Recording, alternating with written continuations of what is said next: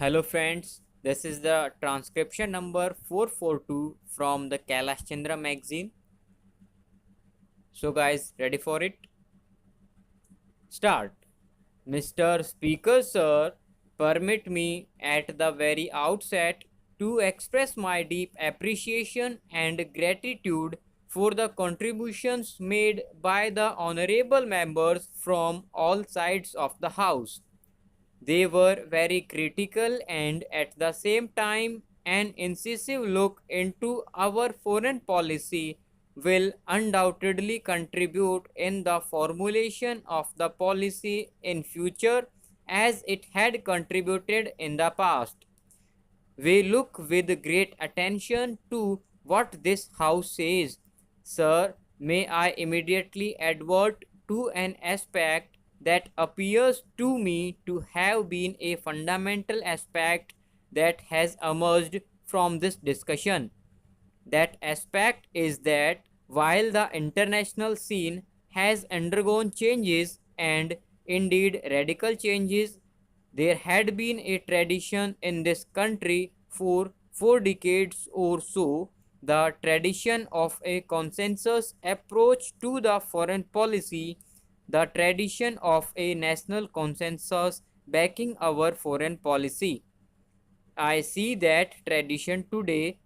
I saw it the other day and I saw it throughout this debate. The national consensus on foreign policy, in spite of the radical changes that have taken place in the world, the national consensus on the Indian foreign policy reflected in this parliament, which undoubtedly reflects the country as a whole. That national consensus is here and it was shown by all sections of the House, and that is indeed the most heartening aspect that has emerged from this debate. We are with the opposition, we are with all sections of the House when they say that the new international scenario does indeed provide an opportunity and we need the opportunity, and the opportunity of democratization of the international order should not be lost. This is the time when real democracy in international relations, justice, and equality must prevail and can prevail, and large and small countries, powerful and not so powerful countries, may and can be treated on the footing of equality. Let us march together, big and small, powerful and not so powerful, rich and poor. Let us march together in the new era of international relations. In this spirit of fraternity of the international community, it is possible that this can be done, and therefore we are with you, we are with the opposition, and we are with all sections of the House, irrespective of their political fold and irrespective of their party affiliation, and we speak of democracy of the international order.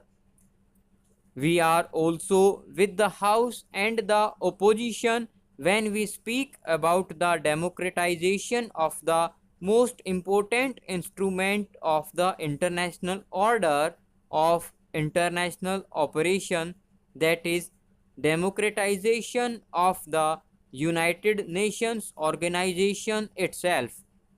Of course, in the context of democratization of the UN, questions such as expansion of the Security Council, which is supreme as it were the executive organ of the United Nations, is important, but no less important, as has been pointed out on more than one occasion over the last couple of days, is the question of having an international order which addresses itself to regional, local problems or otherwise in a non selective manner, in a manner that is based on international legality and in a manner which cuts across the globe and deals with situations on merit and law, as I have said, on well established principles of justice and equity.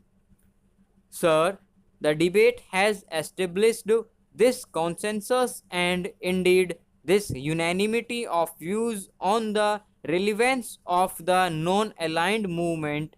The non aligned movement was never predicated on the Cold War or on the confrontation between the superpowers.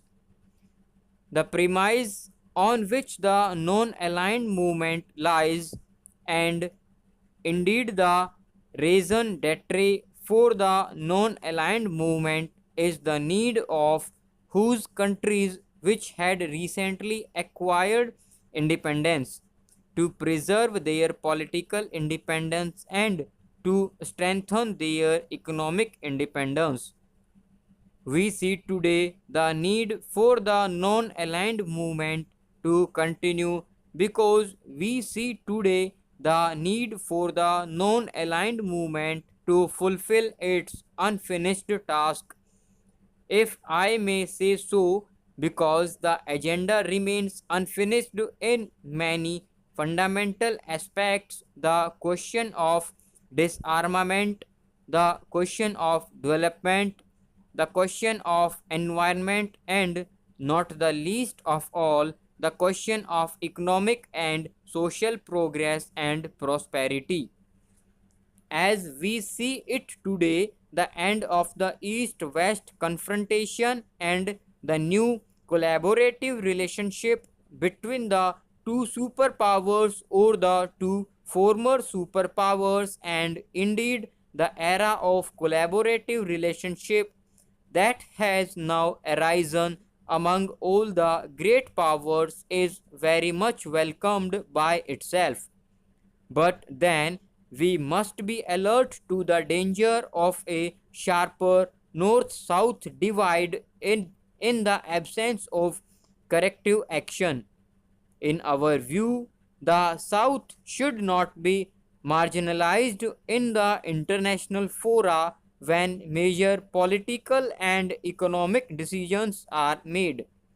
Therefore, it is in this context of what I have said on the non aligned movement, the principles of non aligned movement, the raison d'etre of non aligned movement continues, and the need for non aligned movement to be as strong and as effective as before still remains. Stop.